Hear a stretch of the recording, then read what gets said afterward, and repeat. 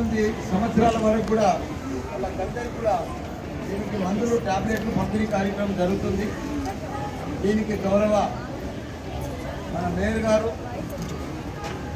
శాంతమ్మ గారు, గౌరవ మాజీ మేయర్ గారు, గౌరవ మా కార్పొరేటర్లు, గౌరవ అధికారులు, గౌరవ కోఆప్షన్ మెంబర్స్,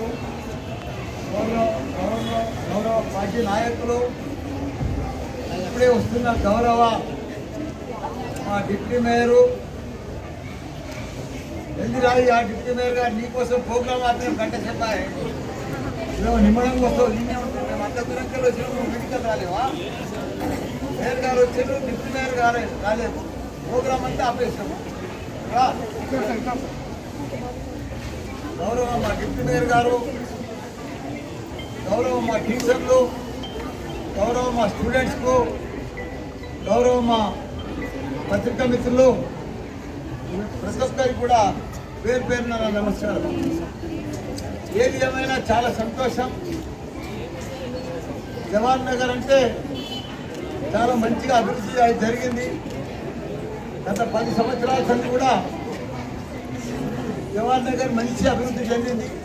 స్కూల్ పిల్లలు కానీ, గవర్నమెంట్ స్కూల్ డ్రెస్సులు కానీ, వాళ్ళకి మంచిగా టిఫిన్లు కానీ, భోజనం కానీ, మంచి కొత్త క్లాస్ రూమ్లు కానీ, ఇవన్నీ కూడా బాగా, పుస్తకాలు కానీ ఇవన్నీ కూడా బాగా అభివృద్ధి చెంది పిల్లలకు ప్రైవేట్ స్కూల్లో ధీటుగా గవర్నమెంట్ స్కూళ్ళల్లో కూడా మంచి అభివృద్ధి చెంది అన్ని రకాల కూడా ఫెసిలిటీస్ ఇచ్చి పిల్లలకు మంచి బోధన జరుగుతున్నది.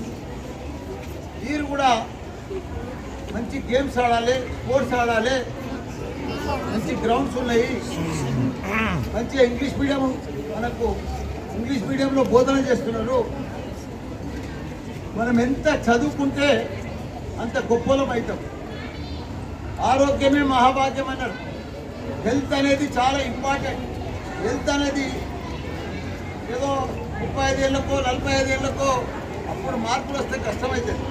హెల్త్ అనేది చిన్నప్పటి సందే, ఎల్కేజీ నుంచే మంచి ఆహారం, పోషకాహారం తినాలి, హెల్త్ కాపాడుకోవాలి, మంచి గేమ్స్ ఆడాలి, స్పోర్ట్స్ ఆడాలి, బాగా చదువుకోవాలి. మంచి గేమ్స్, స్పోర్ట్స్, మంచి హెల్తీ, మనకు మంచి ప్రోటీన్ ఫుడ్స్ తింటేనే మనకు మైండ్ కూడా బాగా పనిచేస్తుంది, మనం చదువు కూడా బాగా వస్తుంది.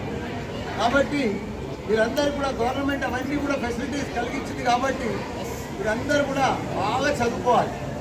చిన్నప్పుడు ఎల్కేజీ నుంచి కూడా ఎవరైతే ఫస్ట్ వస్తారో వాళ్ళు పెద్దగా అయినాక చాలా గొప్పలు అవుతారు. నేను కూడా ఈ ఏజ్లో చిన్నప్పుడు జిల్లా పరిషత్ స్కూల్లోనే చదువుకున్నా. ఇంత గొప్ప నేను. కాబట్టి జిల్లా పరిషత్